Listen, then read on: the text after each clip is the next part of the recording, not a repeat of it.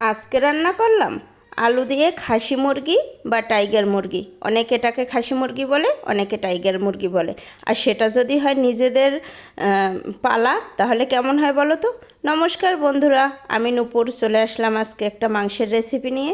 এখানে আমি আগে জিরা, তেজপাতা, শুকনা মরিচ ফোড়ন দিয়ে, তারপর পেঁয়াজকে ভালো করে ভেজে, তারপর আদা বাটা, রসুন বাটা, কাঁচা জিরা বাটা, মানে মশলা যত প্রকার আছে সব কিছু দিয়ে ভালো করে কষিয়ে আমি মাংসটা দিয়ে দিলাম।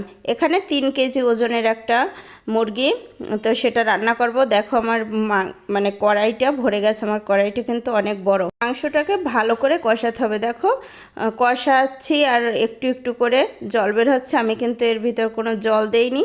দেখো কতটা পরিমাণ এটা তেলও বেরোচ্ছে। আসলে এই মাংসটাই এত পরিমাণ তেল হচ্ছিল, আমি কাটতে পারতেছিলাম না। আর চামড়াগুলো এত মোটা মোটা হয়েছিল, বুঝবা না।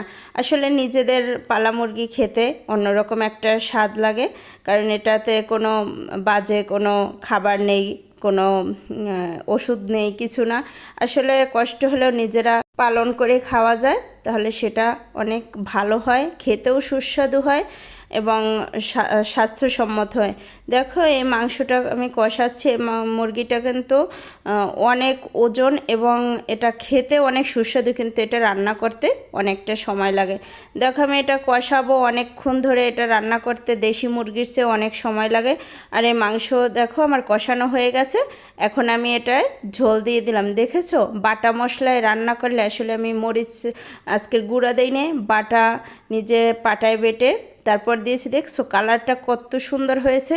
আসলে পাটায় বাটার মশলার স্বাদই আলাদা। যে যাই বলুক না কেন, গুঁড়া মশলার স্বাদের চেয়ে পাটায় বেটে মশলা রান্না করলে সেই মশলাটার, সেই মাংসটা খেতে অনেক সুস্বাদু হয়। তো তোমাদের কার কার কাছে মশলা বেটে খেতে ভালো লাগে আর গুঁড়া খেতে ভালো লাগে অবশ্যই জানাবে। আমি এখন এর ভিতর ফ্লেভারের জন্য দেখো কয়েকটা কাঁচা ঝাল দিয়ে দিয়েছি। কাঁচা ঝাল দিলে অনেক সুন্দর একটা গন্ধ আসে। দেখো আমার মাংসটা প্রায় কিন্তু হয়ে যাচ্ছে, আরও একটু আমি ঝোল টানাবো। দেখো কত সুন্দর হয়েছে কালারটা। তোমরা কিন্তু অবশ্যই জানাবে যে বাটা মশলা খেতে ভালো লাগে না গুঁড়ো মশলা। জানি অনেকের কষ্ট হয় বাটা মশলা বেটে খেতে, কিন্তু আমি কিন্তু সচরাচর বেটেই রান্না করি। আমি যখন মাংস রান্না করি আমি মশলাগুলো সব পাটায় বেটে রান্না করি। আমি ব্লেন্ডারও করি না, কারণ ব্লেন্ডার করতে আমার কাছে ভালো লাগে না। আর এখানে দিয়ে দিলাম আমার স্পেশাল মশলা।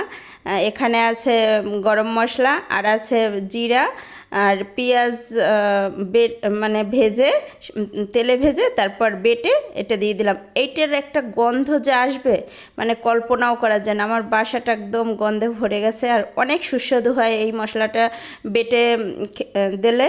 তো তোমরা একবার একটু দিয়ে দেখো যে তোমাদের কাছে কেমন লাগে, তারপর তোমরা রান্না করে আমাকে কিন্তু জানাবে যে এই মশলাটা দিয়ে রান্না করলে তোমাদের কাছে কেমন লাগে।